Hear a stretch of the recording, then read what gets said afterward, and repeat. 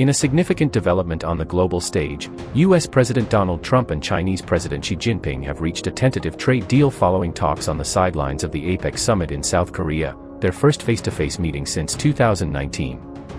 Under the agreement, the US will cut tariffs on Chinese goods from 57% to 47%, while China will suspend new export controls on rare earth minerals, critical materials for high-tech industries such as smartphones and electric vehicles. In return, Beijing has agreed to increase purchases of American soybeans and to cooperate on restricting fentanyl exports, a key issue for Washington amid the ongoing drug crisis. Both sides are calling the deal a step toward stability, after months of escalating confrontation.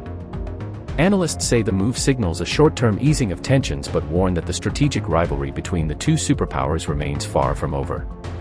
Chinese state media reported that Xi emphasized focusing on long-term cooperation rather than retaliation, while Trump described the talks as amazing and outstanding. However, experts like Einar Tangen of the Taihe Institute caution that the tariff reductions are modest and largely symbolic. Others note that the deal will be reviewed annually, leaving room for future friction. Meanwhile, voices on the ground in China remain divided, with some residents expressing distrust toward US reliability, while others hope the meeting will lead to better economic cooperation. For now, relations between the world's two largest economies appear to have stabilized, at least temporarily. After years of trade tension and months of escalating rhetoric, US President Donald Trump and Chinese President Xi Jinping have finally reached an agreement aimed at calming the world's most important economic relationship. The two leaders met on the sidelines of the APEC Summit in Busan, South Korea, marking their first direct meeting since 2019. What began as a cautious diplomatic exchange ended with both sides announcing what they called a framework for cooperation. Briefcase what was agreed upon. According to statements from both Washington and Beijing, the US has agreed to lower tariffs on Chinese goods, reducing them from 57% to 47%. In return, China will suspend its planned restrictions on exporting rare earth minerals, a critical resource for manufacturing electronics, electric vehicles, and military technology. Additionally, China promised to increase imports of US soybeans and to tighten control over fentanyl exports, a key demand from the Trump administration amid America's worsening opioid crisis. These steps are seen as an effort by both sides to pause the trade war that has strained global markets and disrupted supply chains for years. Puzzle piece: why rare earths matter. Rare earth minerals are crucial components in everything from smartphones to fighter jets. China currently dominates about 90% of global production, giving it enormous leverage. Earlier this month, Beijing had threatened to impose stricter export rules, a move that raised alarms across industries worldwide. Trump's administration responded with tariff threats of its own, setting the stage for this high-stakes negotiation. Now, by agreeing to keep rare earth exports open, China has eased fears of supply shortages that could have hurt major tech and auto companies globally. Speaking head-in silhouette reactions from both sides.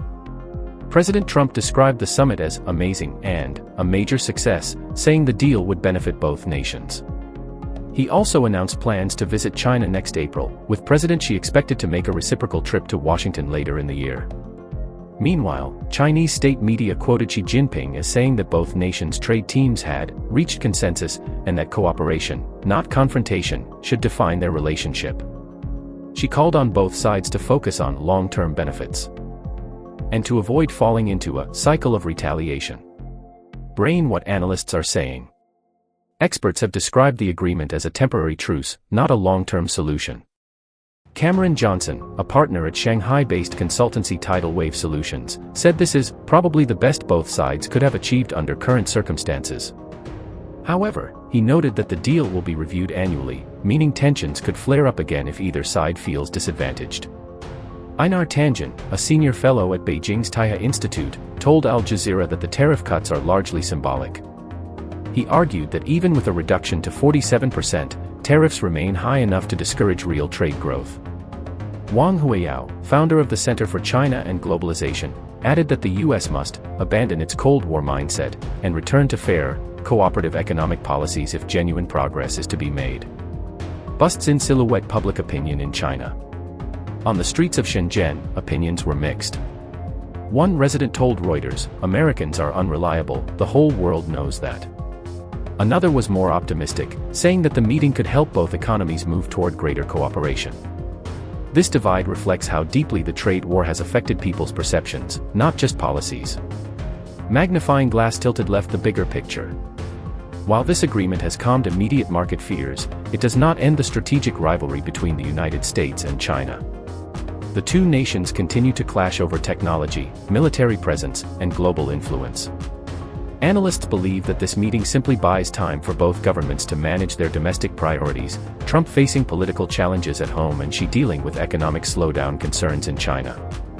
For now, the world's two largest economies appear to have hit the pause button on confrontation, but the underlying competition remains firmly in place.